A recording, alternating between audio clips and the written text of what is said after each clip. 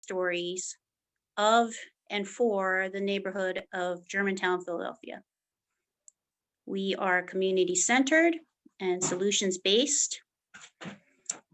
And we have content on our website, www.germantowninfohub.org.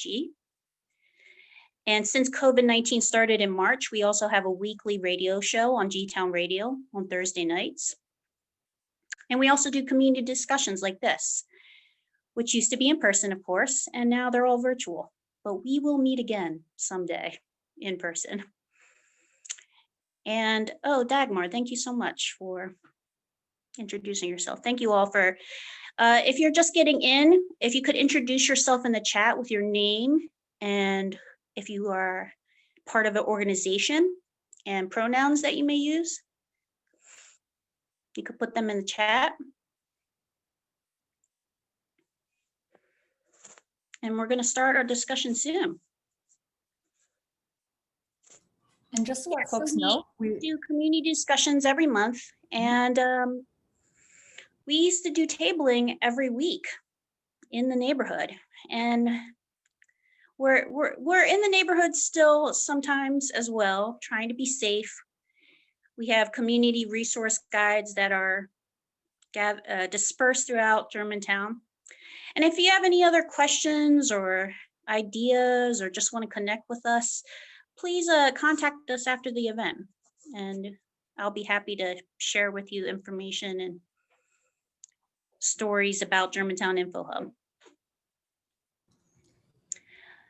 This event is sponsored by the Independence Public Media Foundation and also a project called Equally Informed Philly. And I'm going to look and see. Gee, Meleka, what's Equally Informed Philly?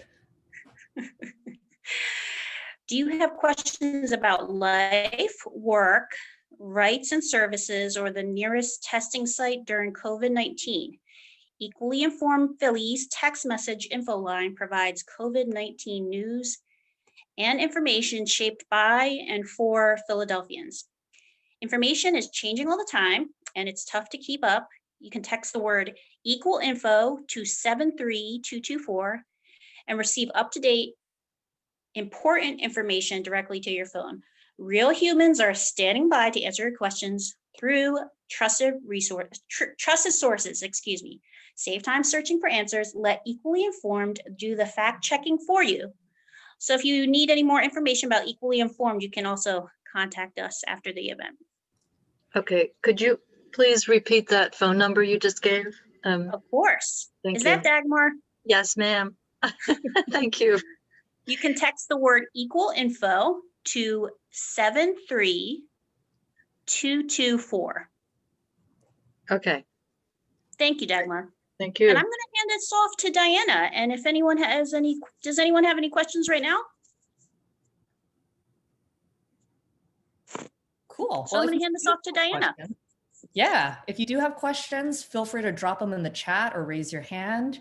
I have plenty of questions for our panelists, but it will be much more interesting hearing from you all. So do not hesitate to insert yourselves so that we can all get as much possible out of our incredible lineup of speakers.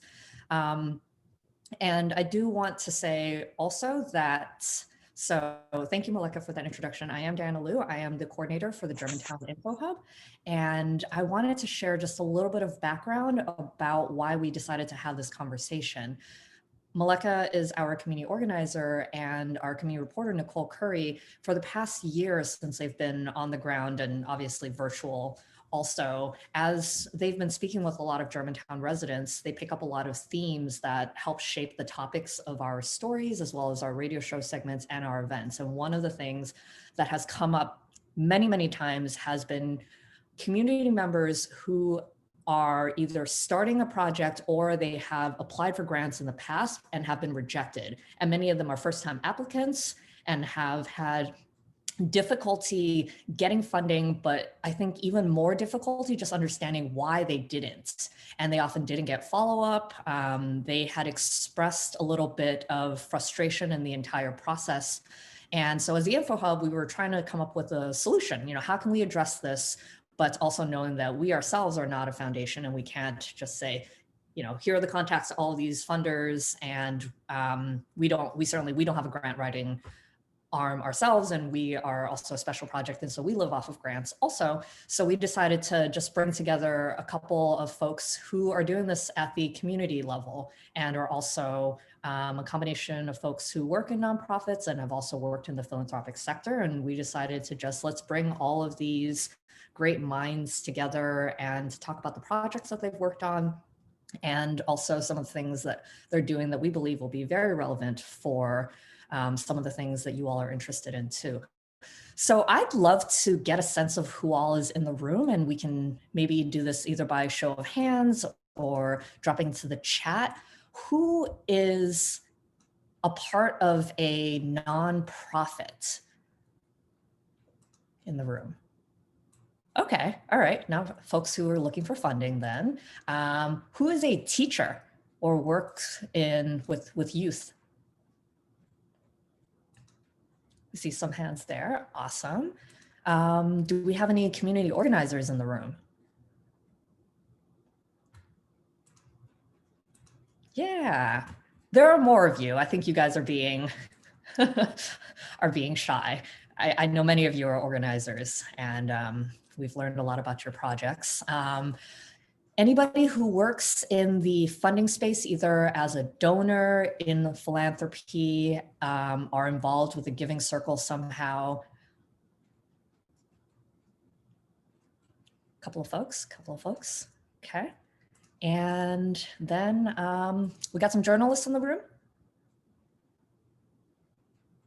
Yes, we do. Yeah, that's also something else that the InfoHub tries to do with some of our events. We have media accountability discussions, but we really want to help connect Germantown residents and community members to some of the media peers that we have, and also just as a way for, again, folks to get to know each other and broaden their source list and their contact list. And then lastly, who's here because you're just curious? All right, thanks guys. Okay, all right, now the last one. Who's here because one of us made you come?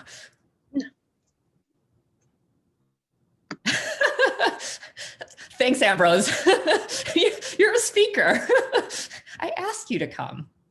So anyways, knowing, just the makeup, and now hopefully you all have a sense of who's in the room too. We hope that, some of you who are involved in similar things can connect with each other. And for anyone who would like to, we'd be happy to circulate any contact information, especially with some of our media partners and some of the nonprofits and people who work with either the Giving Circles or for certain foundations.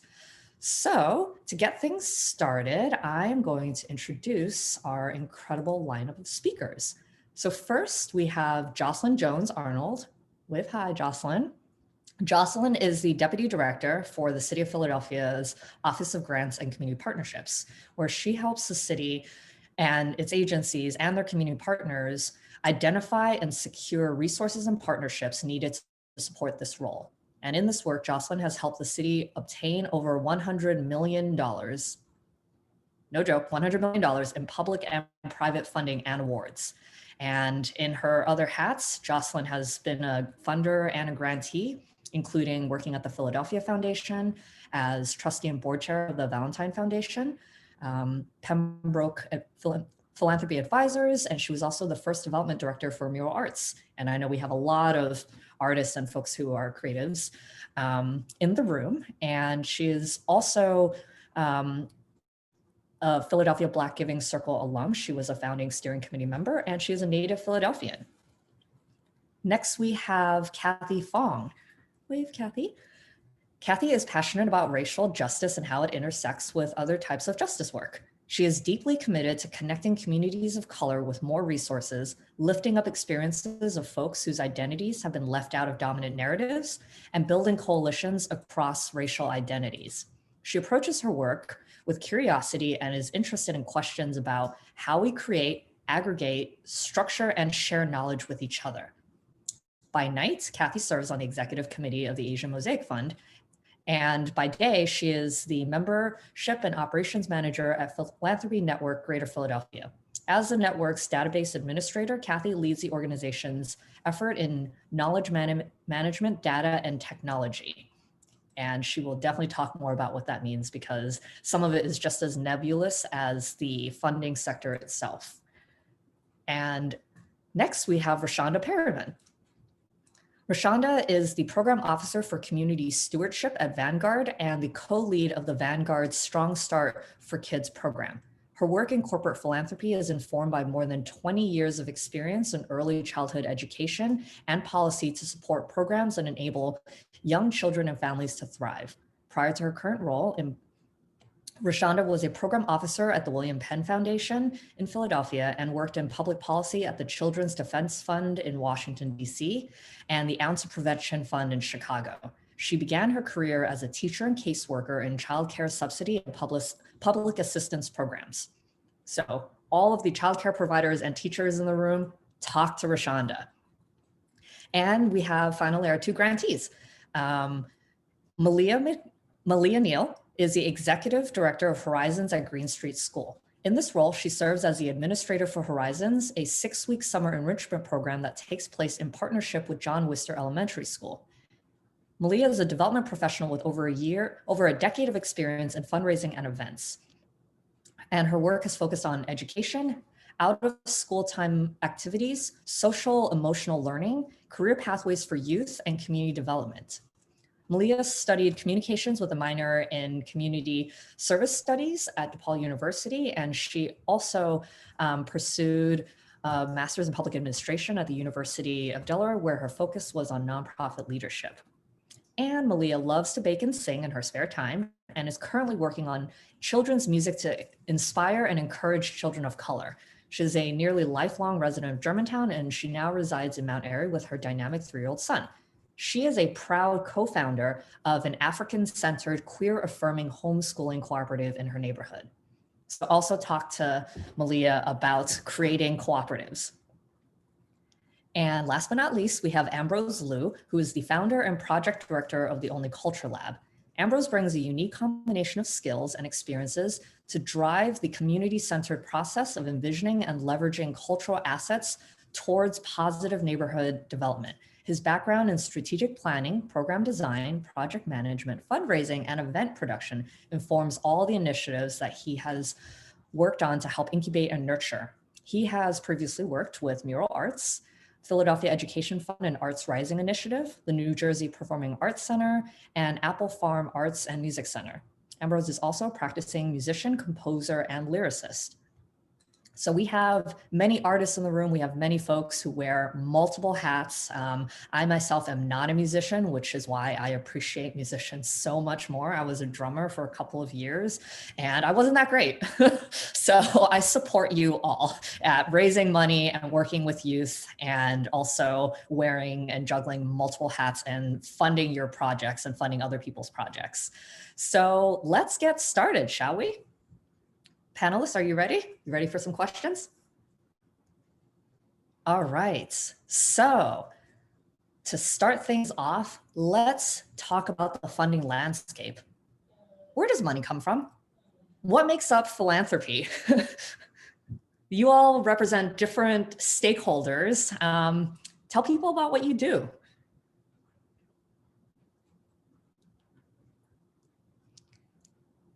Oh, I think some of the speakers are on mute. I'll throw this out first to Jocelyn, Kathy, and Rashonda. I just figured out, I think I was muted. I'm sorry, can you repeat the question? Where does money come from? It comes from the sky and trees. What is the funding landscape like?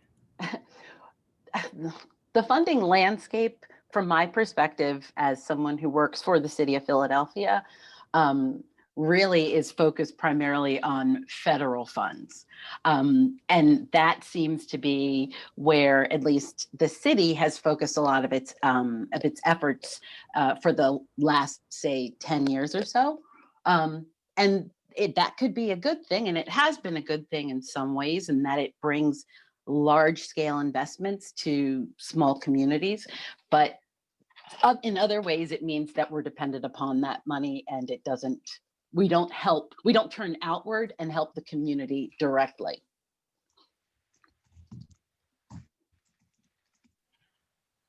I'll jump in. Yeah. So for those who work outside of philanthropy and outside of the nonprofit sector, it is rather mysterious and not quite transparent. But the money comes from wealth accumulation. We live in a capitalistic country. Profit maximization is the end game, and it's oftentimes at the detriment of people.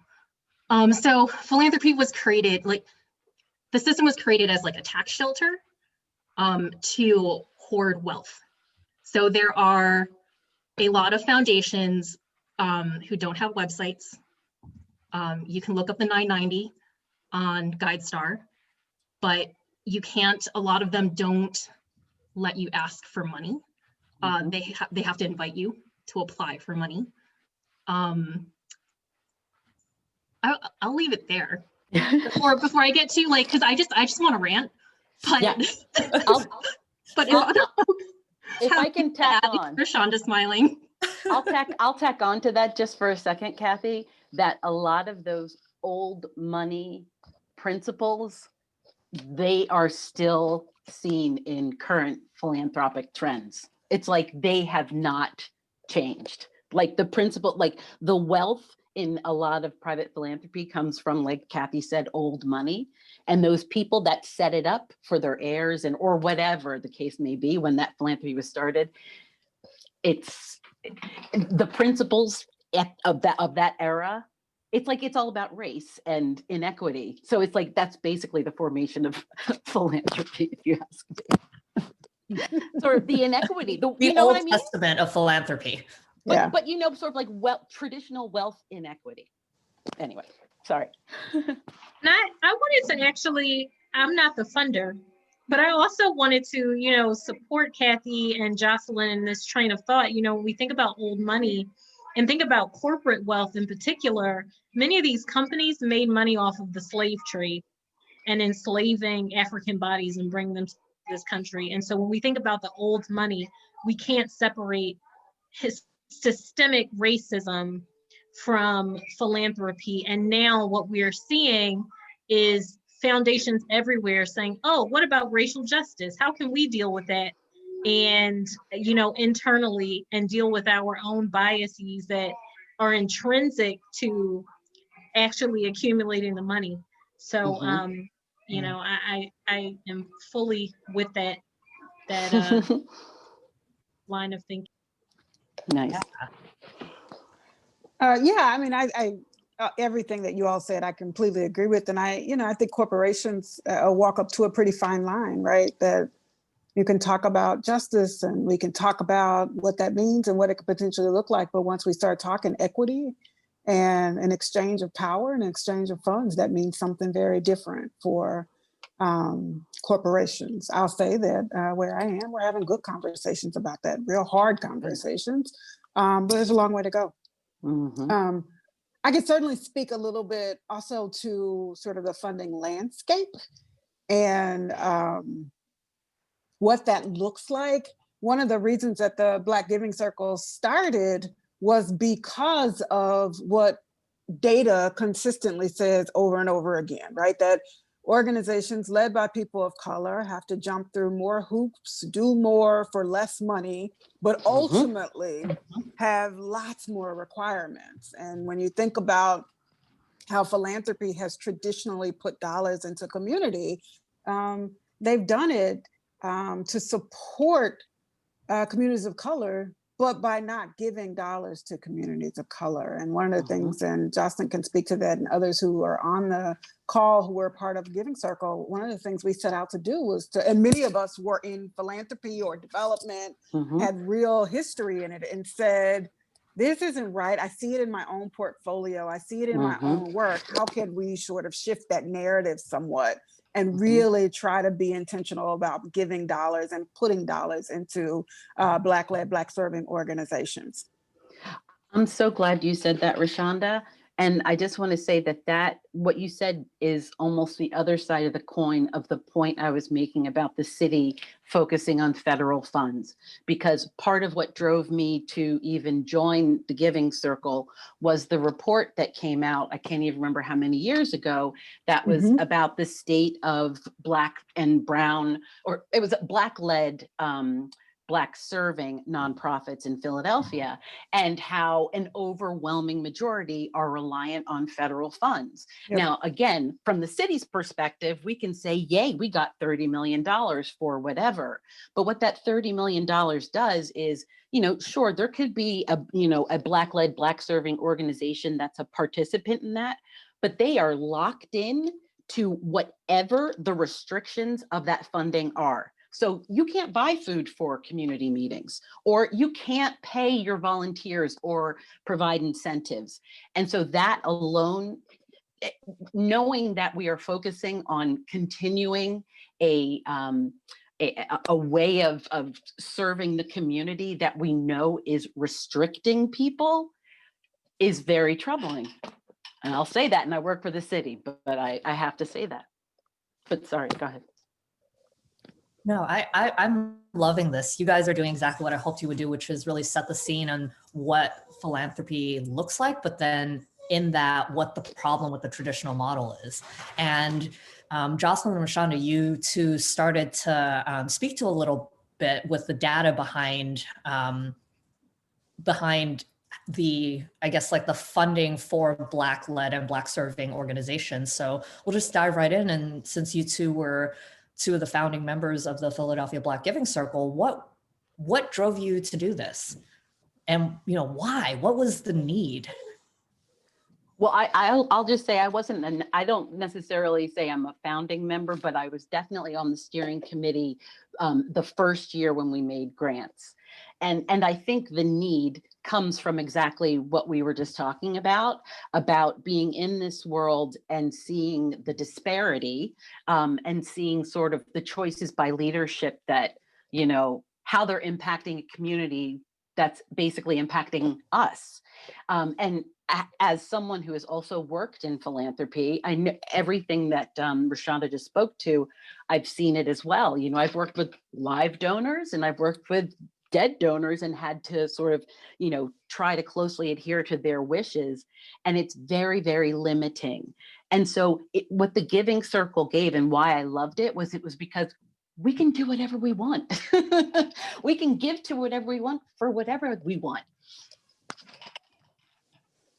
It was FUBU, truly Maleka raised a FUBU. great question, which is also, what is a giving circle? So Rashonda, if you could also explain what a giving circle is and as a part of your origin story. Yeah, sure.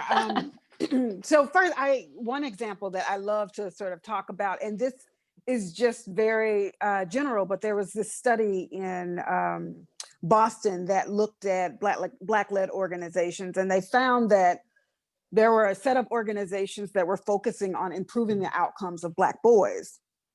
The ones with Black leaders had 45% less revenue and 91% lower unrestricted assets than their counterparts with white leaders.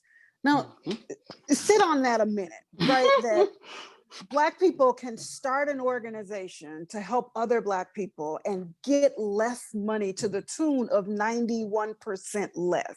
And that is such an example of the way that philanthropy has long worked. The distrust that's happened when it comes to putting dollars into communities of color. And when the Giving Circle started, it really was with that principle that we trust people in our community to solve I don't even want to say solve problems, because I don't think those are problems, right? To attend to what needs to happen in Black communities. And I certainly, think that across people of color sort of communities, that's how we should be thinking about it. All of the data would suggest that if you want impact, then you need to be putting dollars into the community so that you can have that impact. A Giving Circle is a collection of people who are putting dollars intentionally toward one set of priorities. that looks different. It happens in a lot of different ways. 2 or 3 people can be a giving circle to try to raise money for a school. 60 or 70 people can be a giving circle to move toward, you know, some impact in some specific way. And then you have giving circles with hundreds of people. So I think it's about intentionality and really trying to drive toward one central cause. Kathy, would you add anything to what a giving circle is? Oh, I mean, that's super well said. Collective giving is nothing new. Communities of color and immigrant communities have been doing it for generations. It's just now that, you know, we're in the digital age, and it's possible to be highly organized and scale up. So it's kind of like organized crowdfunding. And then depending on how you do it, it can also be a form of mutual aid. Yeah, that's really helpful too. That was a question that folks had asked, if mutual aid is a part of a community giving circle, or is it like a type, you know, and it seems like it kind of just embodies a lot of the spirit behind these movements. And so Jocelyn and Rashonda had given a little bit of insight in terms of what philanthropic support for Black-led and Black-serving organizations in Philadelphia looks like. What is the need in Philadelphia for Asian Pacific Islander organizations serving and also led? Is there a discrepancy in like population and funding? Yeah, I'm just thinking where to start. So like with all the research that's been done on Black-led, Black-serving organizations, there's a lot of research on funding disparities among people of color in general, but also specifically AAPI communities, Asian American Pacific Islanders. And nationally, the most recent report nationally, out of total foundation dollars in the US, less than 8.5% goes to BIPOC organizations, BIPOC communities, and 0.26% goes to AAPI communities and AAPI-led organizations. That's not at all reflective of the population. But how many reports do we need to move money into communities of color? Like this is stuff that's not new information. There's been reports for decades, but you know, we can do a better job of funding communities of color. And then specifically within the AAPI communities, and I pluralize it intentionally because we're not monolithic. There's 48 countries in Asia.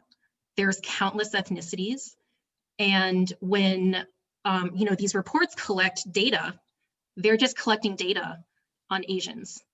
But how do those numbers encapsulate all of these different experiences? So for Asian Mosaic Fund's work, we try to be very conscious of that. You know, like my one experience is not representative of everyone's experience. So for our board, our volunteer group, we're trying to recruit a good range of people with different identities to make sure that everyone, well, can't be everyone because there's a lot of different ethnicities, but to try to get a good sense of what the Philly landscape looks like for AAPIs. Thank you, Kathy. And I see there's a question from the audience for Ambrose and Malia. Folks would love to hear about your experiences navigating fundraising and development efforts in the spaces that you work in. What do you consider a healthy or unhealthy funder/philanthropic relationship? And if you want to pack a bunch of stuff with that, the floor is yours. Malia, do you want to start? Okay. First of all, Diana, thank you for inviting me to speak about this. By the way, we're not related, even though our last name sounds the same. Just as an introduction, Only Culture Lab of Culture Trust Greater Philadelphia is a project that officially got started in 2014. And we celebrate the diverse ethnic expressions, cultural expressions of the Olney neighborhood, which is deemed probably one of the most linguistically diverse neighborhoods in Pennsylvania.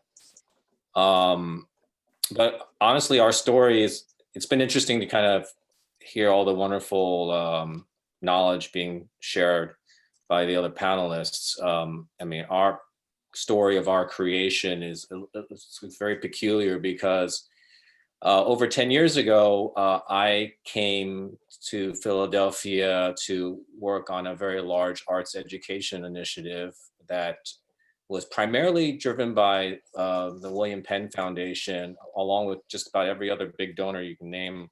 And I was hired as a boot on the ground. I was one of the sort of managers that went into specific neighborhoods to connect with middle schools to try and leverage arts education opportunities from different local and citywide arts education providers. And then there was also like kind of it was such an ambitious project. It was like a creative placemaking piece to it, and some other arts advocacy, you name it. Ultimately, I would say that it was a well-intended but ill-fated initiative that managed to last 4 years, and eventually it just kind of collapsed under the weight of its, it was a very top-down initiative. But what it afforded me personally is that I built many friendships and relationships in the Olney neighborhood and some other neighborhoods as well, but Olney in particular. And I was always drawn to the diversity of the neighborhood. It's and that I just felt like, in a classroom of students, like Olney, at least among the neighborhoods that I was working in, had, some things going for it. And I pledged to my friends and the stakeholders and people at the table who either lived there or worked there or had an interest in there, like when the money dried up, I pledged to them that, I wanted to continue to do what we were doing. So we ended up from having, basically a lot of money and to nothing. And what was so fascinating about that transition is once we were able to, so we landed with the Culture Trust Organization, which at the time was just getting started too. They are a comprehensive fiscal sponsor for arts and cultural practitioners in the city. So they ended up taking us on as a project, and therefore we can use their nonprofit status to raise money. So therein lies one solution, if you will, for our efforts. Like we didn't want to go nonprofit immediately. We were like, we don't have anything. We just have people, and we have some track record of having done some events. We wanted to continue that. Ultimately, what was so fascinating is when we turned the switch and we said to ourselves, well, we have this event we just piloted, but now we need to raise money. What was so fascinating for me personally was the people that were at the table. They all kind of raised their hands and chipped in to help out that initial first go around, and then moving forward as well. So like in Olney, we had a very active family grocery store run by the Collins family, the family ShopRite, just like Brown's. They were a very active family-run grocery store, even though ShopRite seems like a corporate entity, but actually they're run by families. One of the churches that was really active in our community, St. Paul's Lutheran Church, they invited me basically to come speak to their congregation on a Sunday. This is probably like near Father's Day, and just say, hey, we love to support you. Why don't you come in and tell us your story and pitch it to our congregation, and we'll do a collection for you. So all that to say, we did pursue foundational funding that first year. I think I wrote 6 or 7 applications and, summarily got a rejection letter from basically all of them.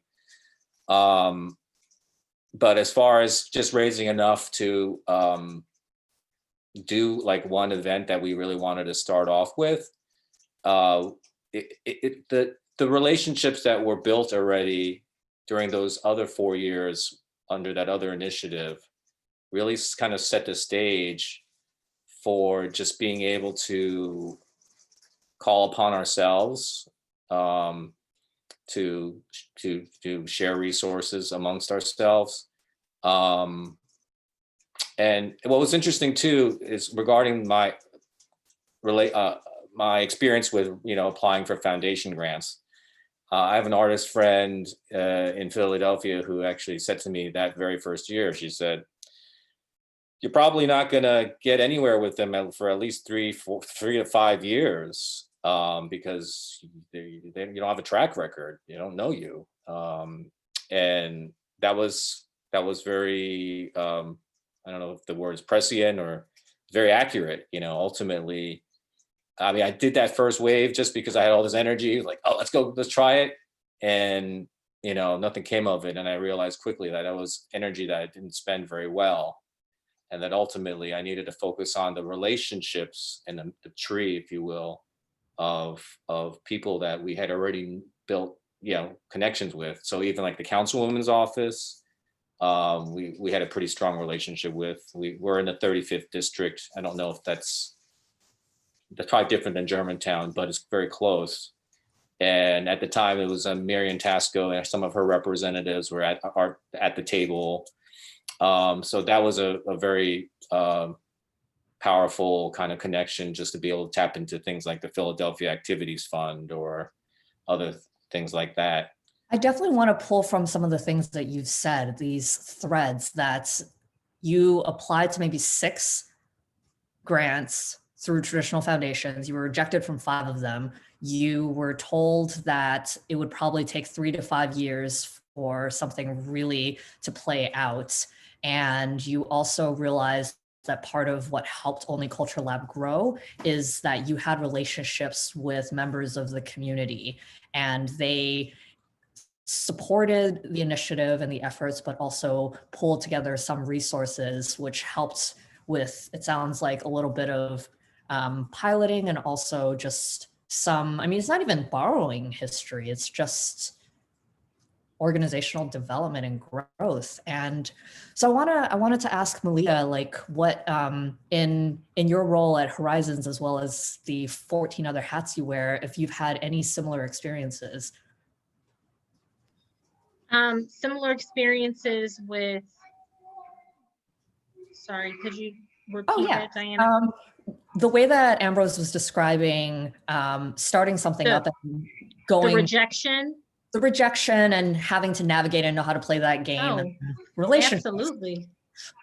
Yes, rejection is the name of the game in development a lot of the times, which is okay. I think that it's okay to hear no, because at least you're hearing something. And I think that even that relationship, that connection is valuable, because the next time you go to that funder or that grant maker, it might be a no, but this is how you can tailor your proposal to be a little bit more effective, or this is what we're looking for. This is how our funding priorities are changing. So yes, absolutely. A lot of that resonates. Yeah. What do you, I guess, like, do you have any words of advice or encouragement for grassroots groups that are starting up? Like, what to do if all you do is get no's? So, I think that follow-up is extremely important. So every time there is a no, I'm always following up with an invitation to talk on the phone, or asking for ways that our proposals can be strengthened, working with colleagues, to network and say, do you know anyone at this foundation or at this particular organization? that I might reach out to. And so those are some, some tried and true strategies just for staying present with a particular funder and making sure that that person knows that your organization is around and that you have, outcomes to show. So those tactics, sometimes are effective and sometimes they aren't. And it can be, I feel like in the landscape that we're in now, where we're seeing grant makers change so drastically and refocus their efforts to focus on, racial equity more explicitly and to, respond to community needs in different ways. It can be like a moving target. But I think that, to answer the question that someone posed earlier about healthy versus unhealthy relationships with grant makers, I think, I think it's very important to highlight the term that Kathy threw out earlier, which is mutual aid, that the best relationships are focused on partnership. And I think that, both sides of the relationship, the grantee and the grantor, have to be focused on, how can we all invest our time, talent, and treasure to improve the community in whatever, way we're focusing on, be it arts, education, what have you. Diane, can I just tag something on to what Malia just said? Because it's definitely applies. And I think Moni Waldor is also on the call. She works at Green Street Friends School. To the point that Malia said about, what you can do when you're rejected from a foundation and following up and things like that. From the funder side, I think being open, I can say definitely that a lot of funders are open to meeting like new organizations and things. But with Moni and I went to Green Street Friends and, I met with her as a community partner and we started working on things together. And she said, we only have one major funder. It's LenFest. How do we get more funders? And I said, what, you have LenFest? Get LenFest to invite their colleagues out here. And that's what we did. And we hosted an informational event around Horizons, and Wes Somerville, the program officer, invited some of his colleagues and they showed up. And as a result, you guys were able to get, more support. So funders need to understand, and I think the community needs to understand, it's not just about the dollars they give, it's the connections they can make for you. Oh, that is so important. I'm going to ask you to repeat that last line. For those in the back. Oh, I said it's not about the dollars. Did I say it's not about the dollars you get? It's about, or for the funders, it's not about the dollars you give away. It's the connections you can help to make, something like that. Basically, for the community, don't think that you can only look to a funder for money. Because if they believe in you and your work, they will at least say, well, we can't support you, but talk to one of our grantees that does similar work or is in your community, and maybe you can, work together and build capacity that way. Not enough people think that way. Yeah. Rashonda or Kathy, anything you want to add on to that? I would say there were two things that Malia said that I think were just right on it. One of them being seizing this moment. This is just such a strange moment, and who knows when it'll occur again. Let's call it guilt money. Go after the guilt money. Whatever it feels like, if you feel like you're, putting yourself out there and you don't want that money because it's not good, whatever, take the money. Everybody everyone on this phone call who's working in community, particularly with Black and Brown folks, you should be reaching out right now to some of the biggest funders in the city and saying, I'm working with Black and Brown folks. Here's how you can put some money in the community, because Mhm. everybody, all of a sudden, we're all, racism just happened. So it's really. Racism just happened. Racism just happened. So it's really important to do that. And I'm making light of it because I am one of those folks who were making calls saying, can I give you $1 million? Right? Like literally I was making that phone call. So I know that it's happening right now.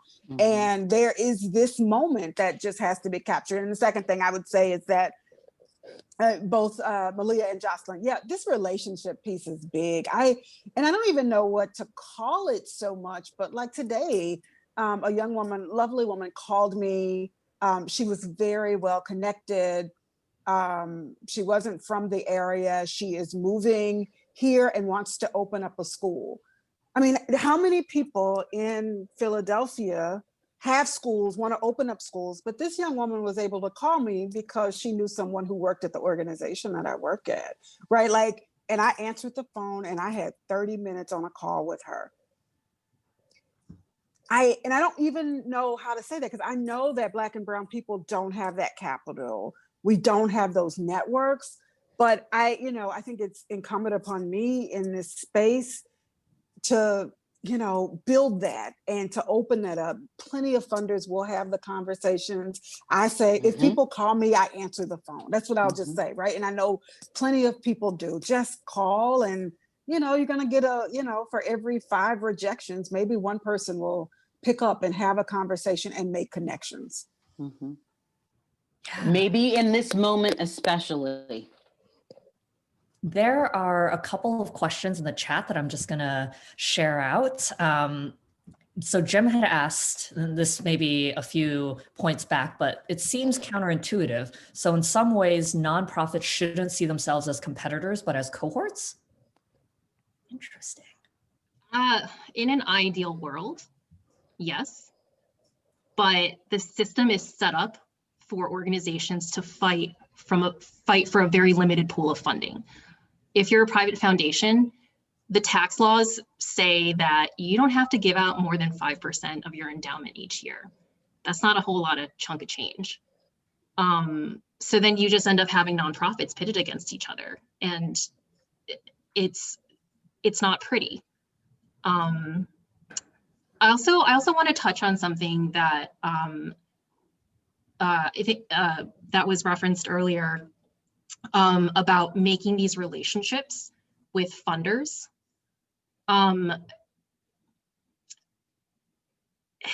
The funding landscape is very paternalistic.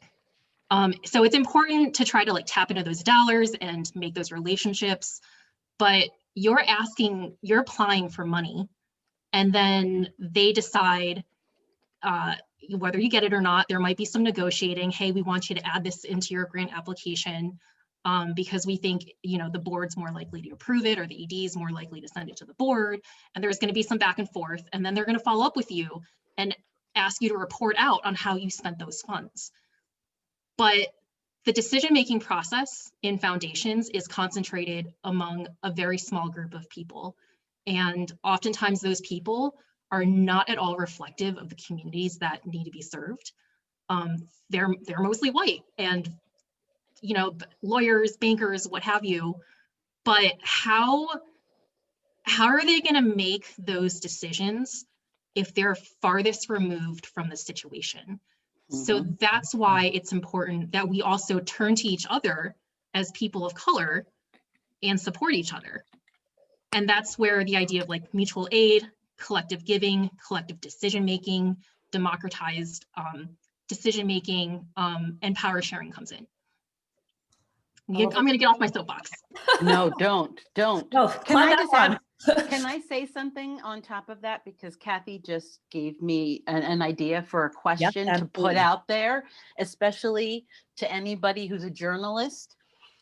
To the point about foundations only having to grant 5% of their total assets. That means they're sitting on 95% more dollars. However much they give, they've got whatever that is, much more, right?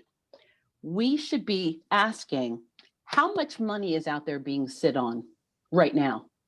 Because there was only one foundation locally that was at first they cracked open their wallet and they said, we usually give small $5,000 grants.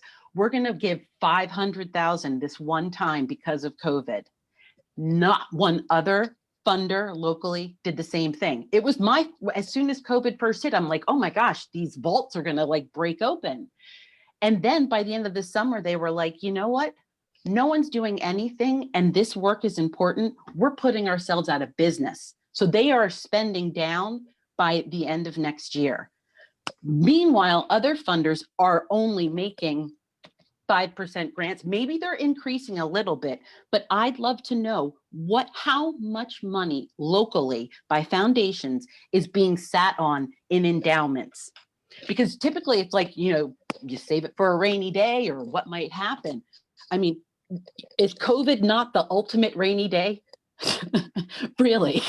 I mean, especially when you see how much it's hurting our community, our communities. Sorry, I'll get off my soapbox because this is what really just drives me batty. If we were in a physical space, I would have built soapboxes for all 5 of you and then a giant table for Kathy to flip. And then I and an intern will flip the table back over so you can flip it again. We had 2, a question and a comment from Tiffany.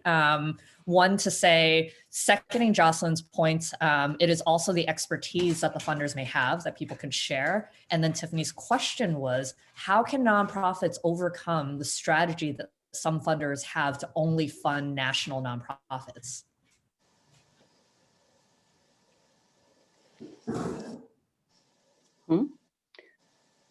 Yeah, Can you repeat that question? Sorry.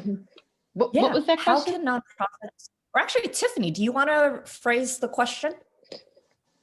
I was going to say it's really loud in my house, but I can definitely try. The question is like, national nonprofits like National Urban League and National this and National that. Those are the folks that are getting a lot of, the guilt money that one of the panelists spoke about. And it's not trickling down to some of the organizations that work within the community. So, it is a strategy and it has worked in the past, but I don't know that it works well with crisis or trying to move, a needle quickly. So, my question to the panel is, what would you suggest as a strategy around that or kind of through that? That's a great point. So yeah. No, I was gonna say, Kathy, not to put you on the spot, but given your role, right? Like, I wonder, because the foundations that I've worked with have really been sort of local and regional. We actually get the opposite question. But I wonder, like, how do we have who are the funders here who are sort of based locally? Do you have any sense of that? When you say who, are you asking for specific names or No, I guess what the landscape looks like? Yeah, like maybe what the landscape is, and are there, I'm sorry, I don't mean to be the interviewer here, but I think it's a really good question that hadn't occurred to me, that a lot of dollars were leaving the area. Yeah. So Philanthropy Network is kind of it's an umbrella organization. The business model is a membership association. So we have about 130 funders and other social impact investors under our network.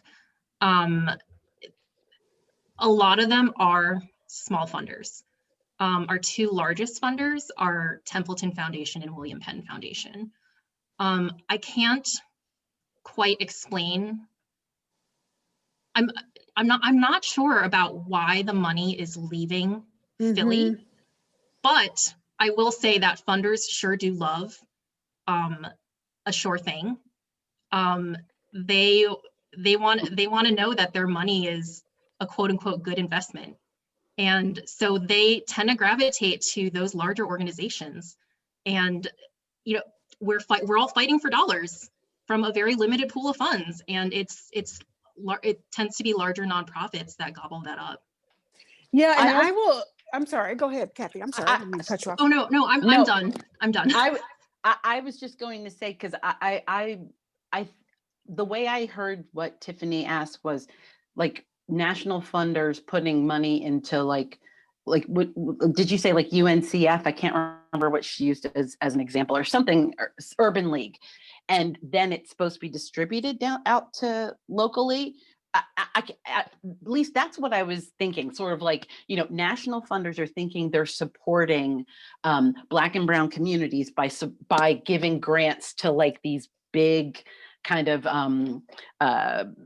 institutional sort of organizations, but does it actually get down to people in the community? I'm not sure if that's what she was saying, but because to me, I would say no, because a lot of times people like to throw money at situations, and it's kind of like, you know, I'm not going to use that example, but it's kind of like, you know, oh yeah, well, all Black people know about the Urban League. Everyone's a part of it. So give money to that, and that's how it's going to get down. And that's not the case.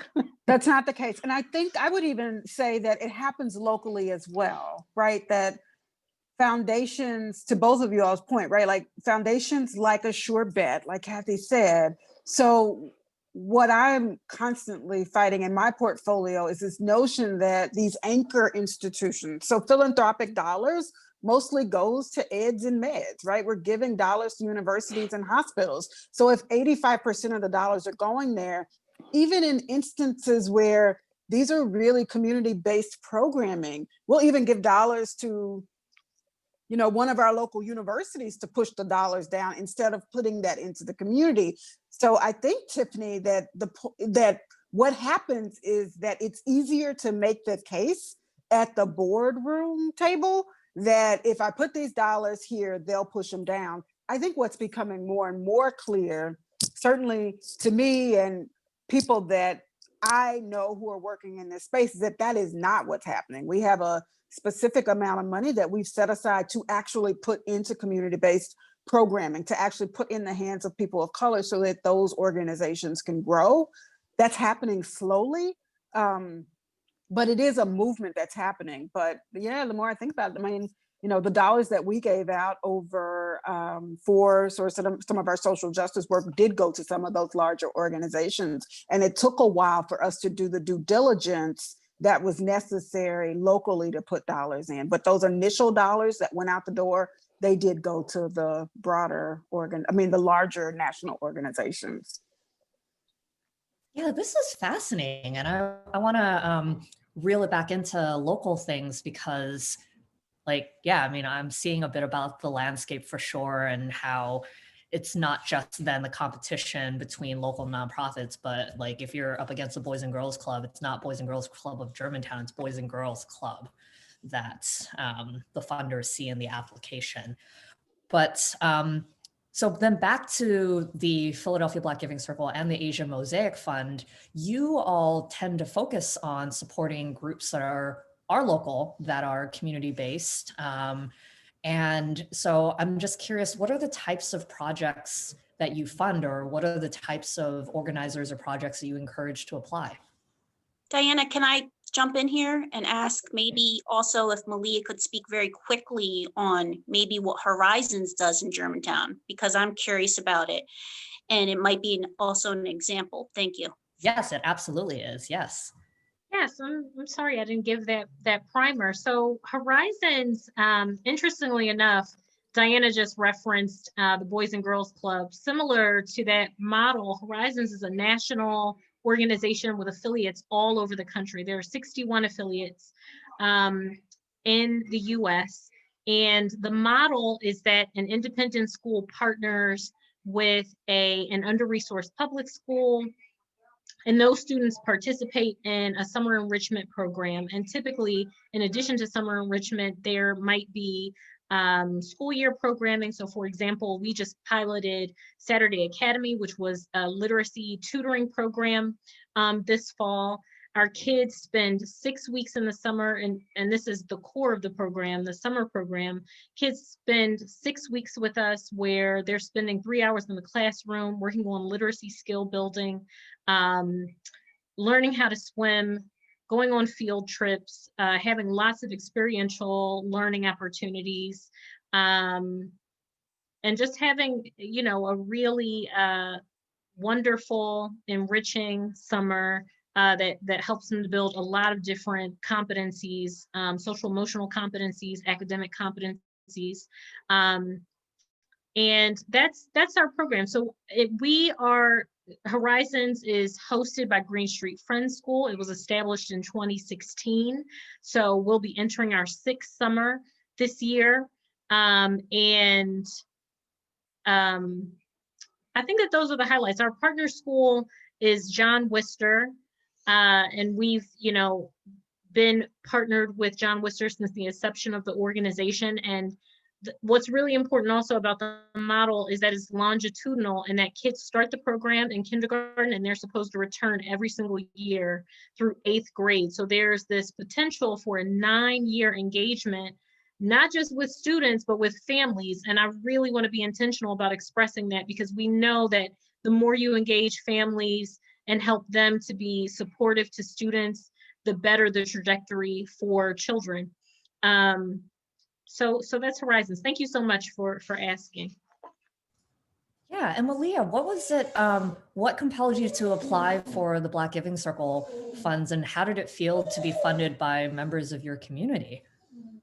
So I'm the second ED of Horizons, and my predecessor, Layla Olson, was actually the ED who was fortunate enough to receive funding from the Philadelphia Black Giving Circle. And I believe that came by way of the relationship that Jocelyn has with Green Street Friends School's Director of Development, Monty, who's also on the meeting today.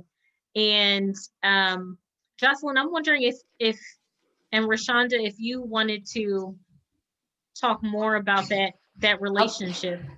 I'll say one thing just to be clear. I think I was upfront about saying that I don't remember what I said about my connection to Green Street, but the way the Giving Circle, at least in that first year, the way we decided upon our grants was by consensus. So, you know, everybody who was I can't remember what the term was, but it was a member of a voting member, I guess, got to read about the application, and then they would score them or rank them. And then the top ones became our grantees. And I was just really excited to see that, Green Street, it wasn't just me, that others in the circle, others who were members, valued the program, from, what they knew of it or what they read of it, that, they loved it that much. So. Rashonda, Yeah, I don't know what you think. Yeah. Yeah, same. My in all transparency, my daughter goes to Green Street, and same with Jocelyn. We got over. So let me just back up and say, when we first started the Philadelphia Black Giving Circle, I don't care what conversation I'm ever having, I always have to talk about the Asian Mosaic Fund, and the fact that one of the first conversations we had when we were speaking to other giving circles, when we were getting things off the ground, we had it with the Asian Mosaic Fund and asked them sort of what did their work look like? How do we prepare for this? And they gave us such really great strategies. One of the first things they said is just get the money out there. And we really thought about it in that way. How do we create a process that isn't heavy in traditional ways of doing things, that the application is rather easy? I think we did an initial, I can't remember, Johnson, but we did like a survey. We said, which areas would we like to give into? And education was one of those areas. And in fact, Horizons was the only education organization that got funding that year, because what came to the top was environmental. Who knew, right? That we had no indication that would happen. We had about $40,000 and we had like over 80 applications. So, and all of our members are voting members, and most of the education organizations weren't voted in, but Horizons was. So I just say that to say that that's also what a giving circle is, right? That consensus, that what is it that we want to fund? I think it you couldn't have told me that environmental issues in the Black community would be something that by and large, most people would vote for. But or in that there were round, or that there was even that much work out there by Black people. And another thing I'd say, just to our process in that year, just as we were looking at all this, we also were so invested in the work, are so invested in the work that we were like, how can we stretch everything we had? We tried to make sure, Dwayne would volunteer to do DJing, or so-and-so knew someone who could donate, whatever. It was like, we wanted to make sure we didn't eat into that at all, or as little as possible, because we really wanted to push as much money out there, which obviously was a theme that we learned from the Asian Mosaic Fund. Yep. But we definitely inherited it. I love that. And that's true because you all had funded in the first year Soil Generation, which is a collective for Black and Brown farmers, as well as Urban Tree Connection. And so that's really interesting to know that on the back end, there were so many people who are part of the decision-making process, the larger community, who said, these are the issues that are important to us. That's right. Yeah, that's really, that's just I'm just trying to imagine like how much an organization would pay to get the data to find out what issues matter to Black and Brown communities. And instead people are voting with their dollars and getting the money out there as soon as possible. Here's a question. Do you need to work in philanthropy to be a part of a giving circle? Let's talk about why this is a democratized process. I will say, I'll just start by saying, like, first of all, it is a democratized process, sorry. But the thing that kept coming up to me was like, this is FUBU. It's for us, by us. It's collective, and we can do whatever we want. And it was hard for us, at least at the time I was there, for us, because we came together, or at least we were drawn together because we were in the field, basically, breaking out of those traditional, just sort of hard and fast ways of thinking, like, oh, we have to ask for this and we have to insist on that. It's like, we can do whatever we want. But the thing about a giving circle is that every dollar counts. It's like, just give. If you believe in it, or if you support your community, it doesn't matter. Because like I was saying, to us wanting to be efficient and getting as much money out there, pooled funds, we're just like, everything matters. It's just showing up for your community.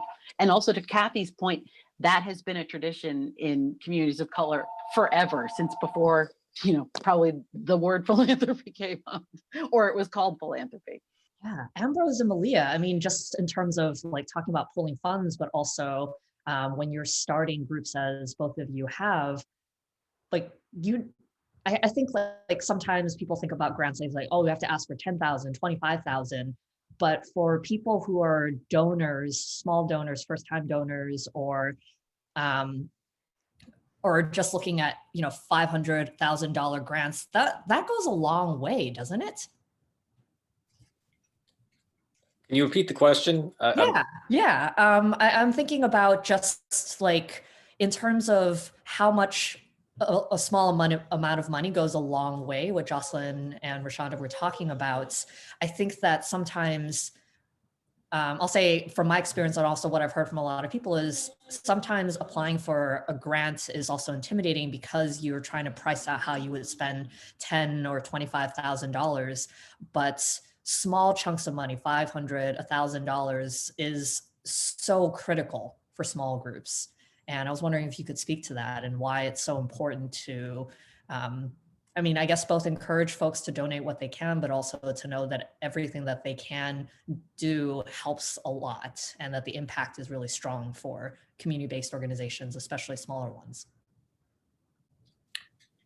I think small amounts boost morale. I think, I think, especially individuals who, step up, and maybe they came to an event, or they just sort of had been privy to the process of the creation of the project or organization. And, I've had that happen where just sort of out of the blue, someone said, hey, I have this, small amounts of money like my family likes to give out as kind of a year-end sort of thing. And, give us a few $100, those, I think when you're a small organization or starting off a startup, if you will, those little gifts really, strengthen you and make you feel like, okay, I needed that. It's like a pat on the back and just say, keep doing what you're doing.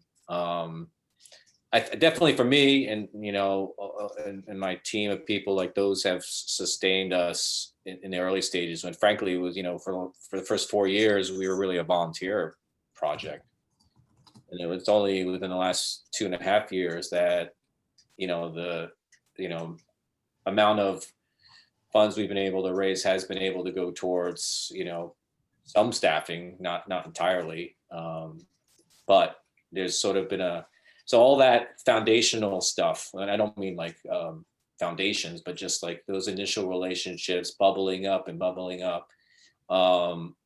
at least for us, that those have been really critical.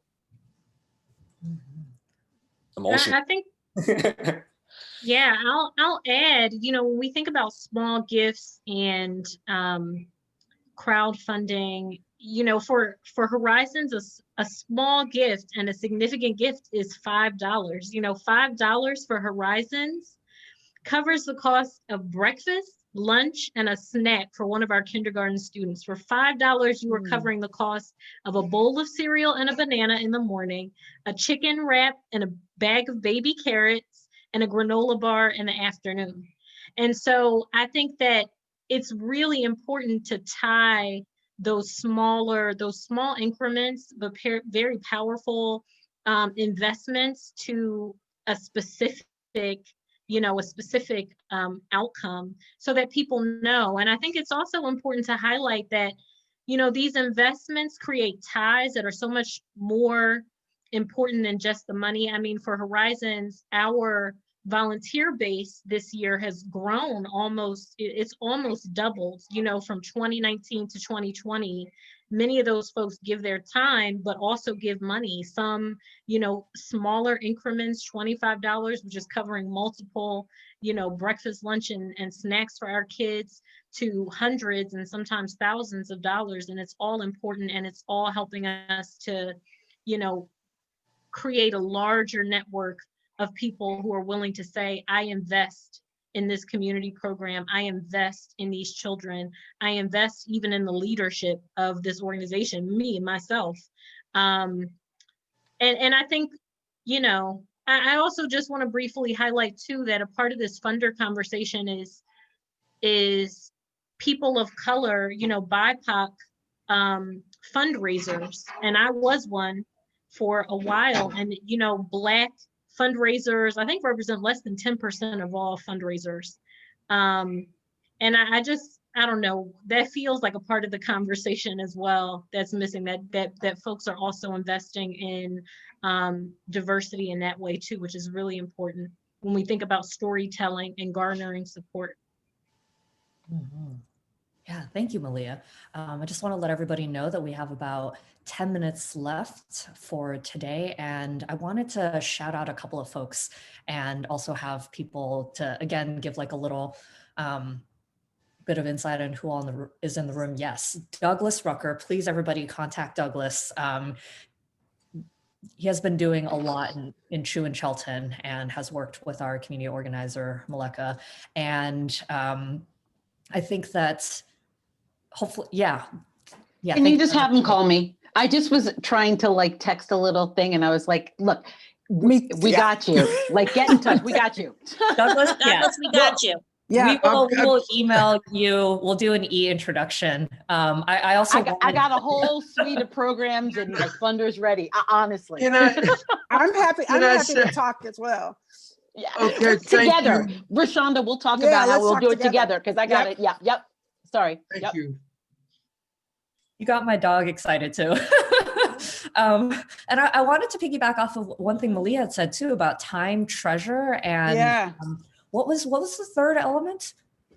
Talent. Time, Talent, talent, and yeah. treasure. Mhm. And that was something that like was told to me when I participated in my first giving circle too, except it was called wisdom, wealth, and work, which is that it's not just about money, but when you have skills, when you have connections, if you have something else to give, and including volunteering your time, those things are so valuable because it's not just people with money who make things happen. And sometimes people with money are giving the money, but they're not a part of the community. So how the money is delved out and who decides how to use it, like that's where the people power comes in. And If you make it all about the money, the power dynamics will never change. Yeah. And I would love to hear from Malia about the sort of utility of that in corporate. It's my first time, and I work in a corporate philanthropy, and skills-based volunteering is just a big part of the work that's done. And in my mind, that's money on the table. If you can get someone who can build websites, write communications and marketing plans, and development, like what is the utility? Ambrose, Malia, do you have anything? I mean, because we could put more work behind that if it feels like it's something that is worth it. I talk about the utility about skilled volunteers. Yeah, long-term skilled volunteers to help you work through projects that you would typically have to pay for.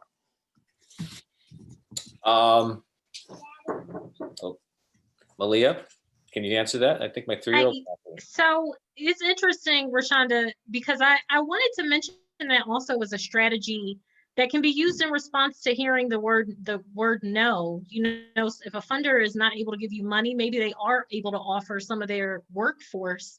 When I think about local companies like Pico that are always looking to send their volunteers out for, giving turkeys out on Thanksgiving for families who need them and things like that. But for us, even having, there's always a need for folks with strong communication skills to help with proposals, to review them, to maybe weigh in on content. And, it's interesting. The Philadelphia Foundation had a RFP out recently around engaging senior citizens in volunteerism and skilled volunteer projects. And so, I think that there are so many different and interesting ways that folks can offer their talent, that's really not capitalized on, and people who may have, additional time, maybe not additional money, but can certainly look at our curriculum for Horizons. We're all about education, and maybe they can weigh in on what our curriculum looks like, or even serve as a volunteer manager, which is something I think Horizons is getting to a point where we have, so many people helping out that's actually another job. But I think an organization, a company would be willing to brainstorm with you in ways that they could mobilize their workforce. Yeah, and we have such a business in the room. I want to call out Mike Ski from True Hands Society, who worked on a little project that was called Leave Philly Alone, which I think is also just galvanizing a bunch of creatives who wanted to contribute in the ways that they could. Mike, could you tell folks a little bit about just like when you guys want to give something and it happens to be a lot of your design expertise and the communities that you're a part of? Oh, thanks, Diana. You're so awesome. We're calling on you. Yeah, no, I appreciate the opportunity to be here, and thanks everybody for all your awesome insights. Yeah, I mean, it's interesting hearing all this stuff kind of after the fact, because before we came up with this project, I didn't know what a giving circle was, and Diana actually introduced me to both the Black Giving Circle and the Asian Mosaic Fund. So it's even more exciting now to hear about some of this stuff after the fact. But yeah, what we did was, when the pandemic first hit, we're a graphic design and tattoo agency. So we work with small businesses in our design work. And we just had the capability to still be working from home. So we used it as an opportunity to just leverage all our relationships to create a project where people could donate directly to the businesses through purchasing a t-shirt that we designed. It's been super successful. We've raised over $90,000 so far in donations. And I'm super proud to say that Black Giving Circle and Asian Mosaic Fund are on the list of donees. So yeah, I mean, again, like, it's so awesome to hear everybody's insights. I really learned how to do this by being in a punk band in the 90s. So I think a lot of those ideas and ideals just really carry over into being a small business owner. Yeah, now I'm just rambling, but thanks for the shout out, Diana. I appreciate you. What Mike was rambling but not saying was that he is an example of the talent part with their graphic design work that they were doing, and they also provided, you know, some fresh design materials for the different businesses and community groups that were part of Leaf Philly alone. But again, I mean, I think when people talk about things that people need, having a website or having, I mean, for many people who play the nonprofit game, it's like a lot of our materials are designed by interns, and like we can't afford to do things otherwise. But like that is a skill that, again, I think when people think I don't have money to give, but I have a friend who does websites, or I like to doodle, I like to doodle infographics or designs, like that matters. That is such great value for a lot of organizations. And so I hope that that's one thing that we can impart with you at this event, that like, you know, you can participate in Giving Circles or mutual aid or anything else, and just don't think about taking the shirt off your back necessarily, but like think about ways that you can give things that are regenerative, because you're giving and growing with the community that you're a part of. And can I just give one last shout out to Mike, because he really is my new BFF. I feel like kudos to him and to his business when, especially in Philadelphia, when people had to let people go and they had to make hard decisions, but for actually saying, what can we do and how can we get money to the people who need it, like right now? Like, we don't want to raise money for a COVID-19 fund. We want to fund, you know, people who are right now, they're, you know, struggling. And so I truly value him for that alone. So thank you. Yeah. Can I also say one thing? Yeah. Actually, three things. Because I love free crap. Don't we all? Yeah. So a few resources. Candid.org is an amazing database. It is the merger of GuideStar and Foundation Center. Go to the website to look for grants. There's also the Regional Foundation Center, headquartered at the Free Library, the main campus. Go to the website, give someone a call there, and they can help you search. There is like a premium version that you have to pay for, but if you talk to the Regional Foundation Center at the Free Library, they will help you look for money. Second thing, if you are a Black-led, Black-serving organization, there is a website called giveblack.org. It is a national database that got started a couple months ago in response to the madness of this year, because funders right now, they're looking to see who they can give the money to, but they have to know who's out there. And from, you know, where I sit at work, I'm seeing a lot of these folks asking, but they need to know that you exist first, that you have a digital presence. So I think the website only allows you to submit information if you're a 501c3 or fiscally sponsored. And then the third thing, the technology sector offers a lot of discounts, like 50% off or free services if you are a 501c3. From what I've seen, most of them don't do it for fiscal sponsors, but I will send Diana my spreadsheet and she can send that out as a resource. I'm sorry, I'm giving you more work. And those are the three things I wanted to share. We actually end our events with just like a community shout out, and everybody who has a resource they want to share, like we compile and then we send it up as a follow-up email. because it's not just the speakers and the organizers who bring things to the table, all of you do too. How long are we supposed to go till? What times is this? 3 minutes ago. Okay. I was going to keep going, but that's okay. Kathy, I'm glad that you did that. And the Regional Foundation Center, people sleep on them way too much. And it's like their programming is free. They also have programming, and I'm trying to help them actually develop satellite sites so that not all of that free programming is at just that central location, but it's actually out in the community as well. So hopefully we'll be able to do that. They're amazing. They also have the Business Innovation Center too, if you want to start up a small business. Yeah. And I also want to shout out Vanessa Lowe, who is a local resource in Germantown. She has a show on G-Town Radio about how to be, actually, Vanessa, you say it, because I would just say how to not lose your money. Sure, thanks. And actually, let me start with a resource I want to share. I'm on the, actually somebody here is also on the board. I'm on the board of the Valentine Foundation. We are a small foundation focusing on social change for women and girls serving organizations. So that round comes up more closer to the end of the, in the about middle of the year. But right now, as of today, we just opened up our Visionary Leadership Fund, which is a grant program for women who are working in women and girls serving organizations to get leadership training. Highly, highly recommended. And I'm with G-Town Radio, and I host something called Vanessa's Money Hour.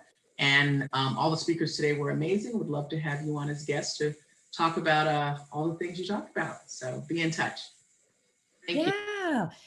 Vanessa, will you tell folks a little bit about Bread and Roses and Tribute to Change too? Sure. Wow, that's going way back. But I would say that Bread and Roses is a local foundation, supports social change organizations, community activists, and it was training ground 30 years ago. Yeah, I'm that old. When I was coming up as a young, interested activist. So great organization, and part of the earlier conversation was about, do you need to be, like working for a foundation to be part of community giving? They have these giving circle models. Giving circles now is their model for fundraising. And if you are an activist in the community, I would say follow up Bread and Roses, because each year they're looking for new people to get onto their giving circles, essentially to both raise money, but also decide on who gets those funds. And they are definitely community-based. Yes. So talk to Vanessa about that, and also to Germantown resident Anne Marie Doley, who can talk lots about that. Does anyone else have a resource they'd like to share before we close things out? Can I say one thing? Aside from Vanessa, I'm gonna have to save that for later. Amazon apparently is hiring in Philadelphia through the city's commerce department. It's they have a very simple application process. The intention is to hire returning citizens and underserved populations. They've only filled a certain number of positions, but these are long-term permanent positions starting at $15 an hour. So I can send the information to Diana to distribute, but just let people know that. I just remembered it. Yeah, Daniel asked if it's okay to contact you guys. Can we share your information? Yes. Yes, panelists. For sure. Maybe we can do some kind of little office hours together for folks. Yes. Yeah. Yes. That's it. Oh my gosh, this could be a bad part too. Open office hours. Yes. Come with more questions. And wonderful. Well, seriously, guys, thank you so much for joining us. Thank you, everybody, for sharing the first snowy winter eve with us. We know you could be at a lot of other places, but you're here with us, staring at your computer, looking at your own reflection. And Melissa, would you mind telling folks a little bit about what we're doing tomorrow and just, close us out? Yes, let me reiterate what Diana said. Everyone, thank you so much. I'm leaving here feeling motivated, feeling inspired, feeling like I could just run around the neighborhood in the snow. And it's like Jocelyn said, we're also humans here together. So let's stay in touch with each other, and let's help each other. Let's connect each other to all these different resources. We got to do this. We can do this. And I feel very motivated. So thank you for letting me do my heart speech. But yes, GermantownInfoHub.org. That's our website. We're on social media everywhere. All of the speakers, all of their organizations are also on social media. But we will also follow up with you with different emails. You can contact any of us, and if you have any questions, concerns, ideas, let us know. You can also text us. Text the word InfoHub to 73224, and you will be on our texting service. Tomorrow, Thursday night, 5 to 6 p.m., we are having our Germantown InfoHub radio hour on G-Town Radio, the same radio service that Vanessa was talking about. And we will be talking to, well, all of a sudden I drew a blank. Jabri Yes. And his mother, Sabrina. Thank you. Sabrina Dutton and her wonderful son, Jabri, who started a car cleaning business and went viral. And he landed himself all the way on Access Hollywood. So they're going to just tell us about that journey this whole year, because it's just wonderful. And he is just delightful. And also we're going to talk to a local teacher who teaches at Rowan Elementary, which is right in the neighborhood. Well, right close to East Germantown. And we're going to talk about virtual schooling. And if you are a family or a neighbor who just has a story about virtual schooling and wants to call in, please call us, because it has been quite a year, as I'm sure you all know, whoever has been dealing with virtual schooling since September. So yes, call us. Or like, if, you know, I know Malia started her own homeschooling pod. If you want to talk to us about that, Malia, tomorrow, we would love to hear about it. So give us a call. Yeah, give us a call, and also just listen Thursdays, 5 p.m. on G-Town Radio. And yeah, if you like events like this, also just let us know. If you don't like events like this, let us know. We shape our content around what you are interested in. So yeah, let us know. Oh, no, we had not mentioned the Germantown Stories Project. That is Vanessa, you are so good. Can you say it in 30 seconds, Maleka? Okay, we're going to say it really quick. Sorry for keeping you all, but we're also in the middle of a Germantown Stories Project. We want to give you money. If you live in Germantown and you have a story to tell, or you want to interview somebody that you know has a story to tell, contact us, because we are trying to collect audio stories, and we will compensate you for the stories. We will also train you. And so you'll work with the producer. And so we can train you to share your narratives, or also train you to interview other people.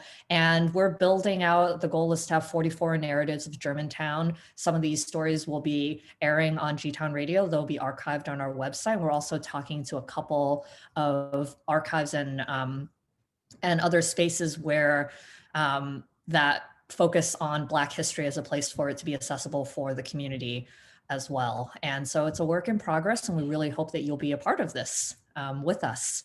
But yeah, again, it was wonderful talking with all of you. And thank you everyone for asking so many questions too. I really emphasize, like, some of the questions you guys asked were deeper than the ones I had and made a lot more sense. So deeply appreciate it. Thank you for making this such an interactive discussion, and have a great night, everyone.